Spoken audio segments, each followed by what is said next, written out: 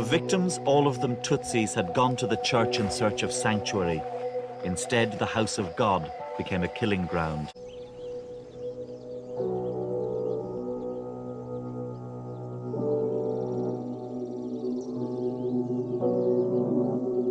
100 days after it began, the Rwandan genocide finally ended when the rebel Tutsi army overthrew the Hutu government that was responsible for the massacres.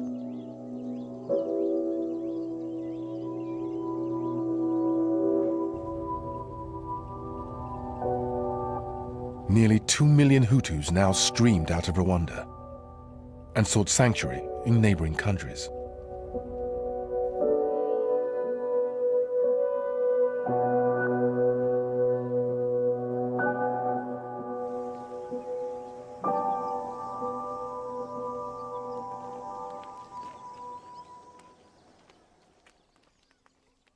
We were the first people to see the refugees coming across the border, and they were just, they were coming into a different country. They didn't know where they were going, and all you could hear was their bare feet and their flip-flops. Former BBC trainee Samantha Bolton was 1 year into her first foreign posting for MSF. And then they started to pour in. I mean, it was just like seeping in every single little alley, every single road. And then we were like, oh my God, where are they going to go? I mean, basically, it's like hell on earth. It's volcanic rock everywhere. I mean, just look at this. I just picked these rocks up. I mean, it's just totally hard. You can't dig latrines. You can't find water here. You can't dig graves. There's no shelter. There's no food. There's just nothing. I'm a geologist originally. And so this area was, it's like a lava field. This lava was all rucked up and rough and razor sharp, and people were camping. Camping's the wrong word. They were sleeping on these bare rocks. In the space of a week, almost 1 million people descended on the border town of Goma in neighboring Democratic Republic of Congo. With no water or sanitation, a cholera epidemic broke out. People started to die, and they died. The cholera, they died and died. I mean, people were piled up on the streets. They were piled up outside the front door of our office. Every dawn here brings a day more dreadful than the last. Some who lay down to sleep last night did not make it through to this morning. If this catastrophic cholera epidemic is to be contained, then clean water's the top. The stench of death was, it's kind of stuck in your nostrils for days afterwards. You couldn't get rid of it. We could save 1 or 2 people. It would take us a couple hours to revive them from the intense dehydration of cholera. But there were thousands of other people dying. There were people tugging on your pants, asking you to save them.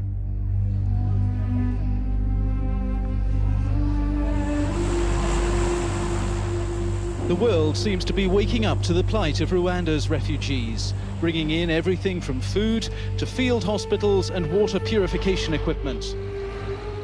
Today I have ordered an immediate, massive increase in our efforts in the region in support of an appeal from the United Nations High Commissioner for Refugees.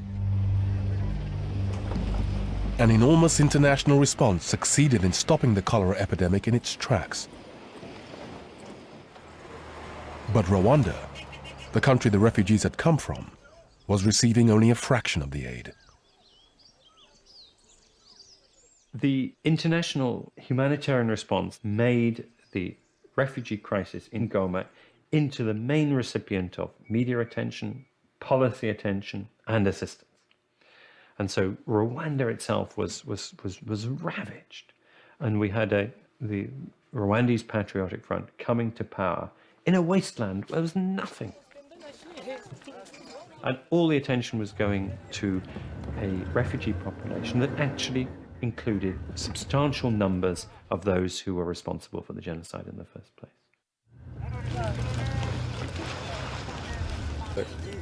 It wasn't long before the Hutu leadership that had orchestrated the genocide in Rwanda began to assert itself inside the refugee camps. 30,000 ex-government troops live in this camp, mingling with the refugees, receiving food from the international aid agencies. They hide from the cameras, and often they don't wear their uniforms. But with their black combat boots, you can always tell who they are.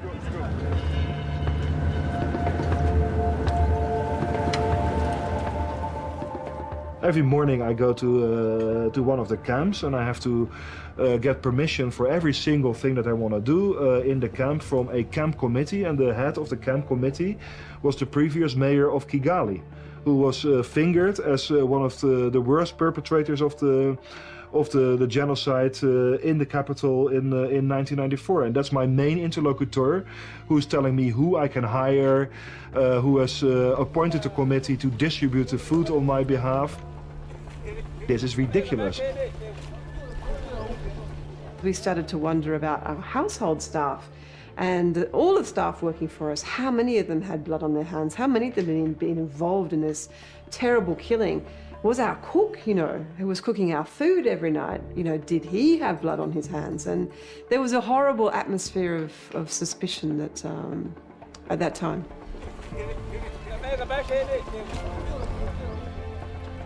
The guilty men of Rwanda's killing fields have not gone away.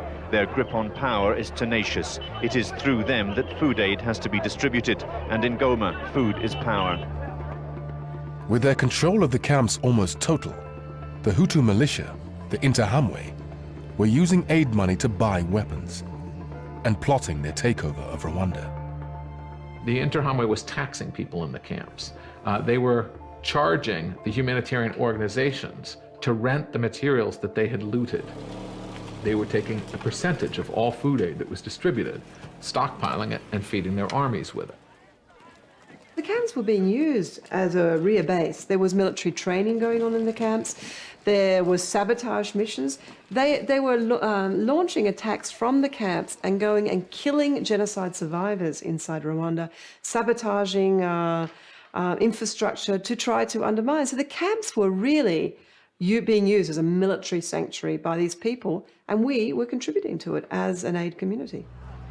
It was the aid, and only the aid, that was sustaining these génocidaires in their positions of power.